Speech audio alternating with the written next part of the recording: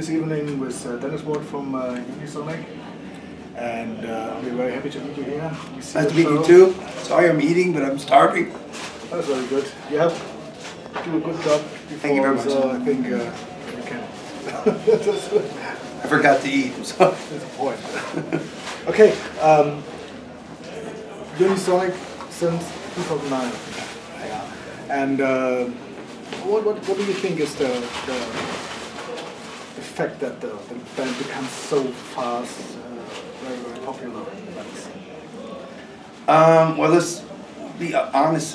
First of all, we got kind of an all-star thing going on now. We got Mandy Meyer, that's been all around the world doing all kinds of shit for years. We got Kai Hansen, we got Michael Giska. These are very interesting points for the band that make us interesting. Costa and I have worked together for almost 30 years as well. Mm-hmm. And I think this complete combination is, kind of attractive. It makes things a bit more interesting. We're putting a hard rock metal thing together in one vein that makes it kind of unique, because I don't think I know of anything in this vein that's actually been, how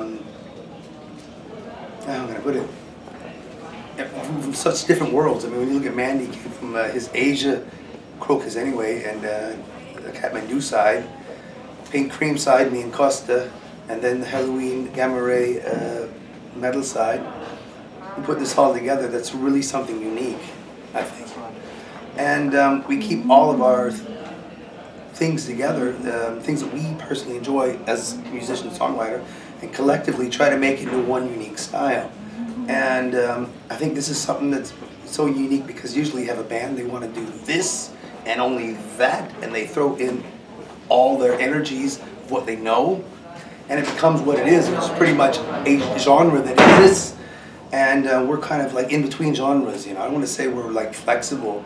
Every band thinks they're flexible and field siding. What is field siding of English? I forgot it. Yeah. Yeah. Field siding. Okay. I forgot it. It's unbelievable. I should know this. I think it's something that keeps us very unique, and it's something that we consciously want to continue with.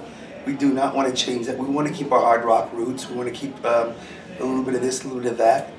And I think that's going to keep us special, at least for a while, until everybody else copies us. We hope so. Okay. Yeah, when you play with a band, what is your main areas? You go have more fans in Europe, or also American shows good? What do you think? Well, to be honest, it's funny as it is that we're a German band. Our strength seems to be in places like Spain, or South America, and Japan, just as an example. For example, tonight we're playing the Knockout Festival. We're third on the bill, before Pretty Maids, Got Hard, headlining as Ed Guy. We were shortly on tour with Ed Guy. In Germany, we supported Ed Guy. Ed Guy supported us in Japan. Mm-hmm. That's just the way things go, The popularity is different. I don't care. It means nothing to me. As long as there's some kind of popularity and some kind of interest. That doesn't matter if I'm headlining or, I want to headline too sometimes. It's not that I want to support, but it really is not important. It's not the factor. The fact is that people like us, we're there, we want to play for them, and that's all we want to do. I see you play a festival in Japan this year or last year, big one, and I think, do you think the metal audiences in Japan as crazy as there was years before? First of all, the Japanese are very, they're not really crazy. They go nuts, but they are very disciplined. Very disciplined.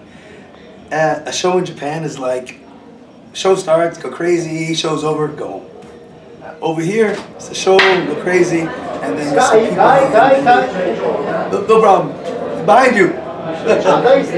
Over here they go crazy, and then you see somebody drunk in the corner, and they party, and they keep partying. So it's a different world, but every country has their thing.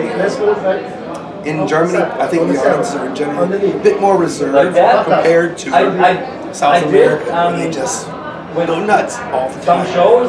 But it doesn't really matter, as long as the people genuinely enjoy it. What happened is, with this guitar, I tried, because my roadie thought, okay, I'll do it because... For my age, you're probably not going to freak out, go crazy in the audience, but actually the E some places they really do. like too high, so it didn't cut off. Kai! And I hit and Hey guys! came off the saddle. Oh, okay. Yeah. Hi! Hello. Alles gut? Jo, wunderbar. Hello! Could you close the door, please? Yeah, it's like Making an interview. it does something, but it depends which guitar and if it really helps. Sorry, I'm making an interview. Yeah. I think we don't cut that out because this That was is kinda cool, this is wasn't the it? highway in the backstage areas because the door is shut. There's always Kai Hansen always coming in and taking over the show. And the band has made a new album, I think, come out this year. And I hear it in Denmark, I think 3 weeks ago on a friend's party. What do you think is the way of the band? You think you have ideas to make concept albums, or you want to stay the way you do now? Put it this way, I really have a lot of respect for people that can make concept albums. I don't know how that works.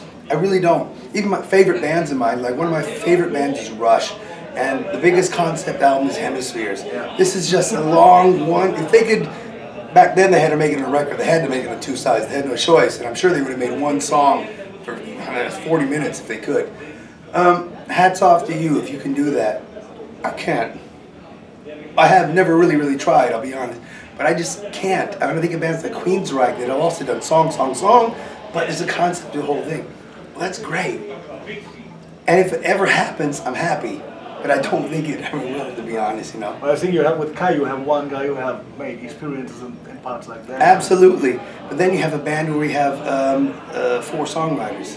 Yeah. So it gets more difficult, you know. Yeah, sure. However, if the idea comes up and we can follow that, I have no problem to do it, but I'm skeptical that it will happen. Okay. Also, my last question for today is, what do you think is the biggest change in the metal business in the last years? The biggest change in the metal business? Really, I don't see such a big change, except that times have changed in general and everything. Metal is no longer mainstream. Every music has had its mainstream time, whether it be blues or whatever. Even swing and classical music had its mainstream. We are no longer mainstream, we're underground, therefore the underground is bigger than ever. If you take bands like Iron Maiden, who were mainstream in the 80s, you have to say it, it wasn't a pop band, but they were mainstream because they were very successful on MTV and on the radio and everything. Now they are underground, but they still play stadiums. That's the difference. 30 years ago, an underground band played in a cellar bar somewhere in Manhattan, and that's changed. That's changed dramatically. It's like Rush is the biggest independent band, period.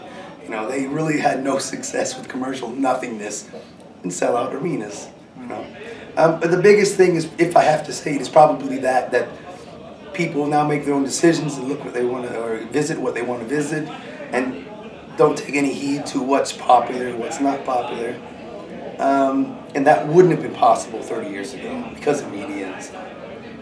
Okay. Dennis, that was it. Cheers. We are very happy after the interview. Thanks for coming. Good.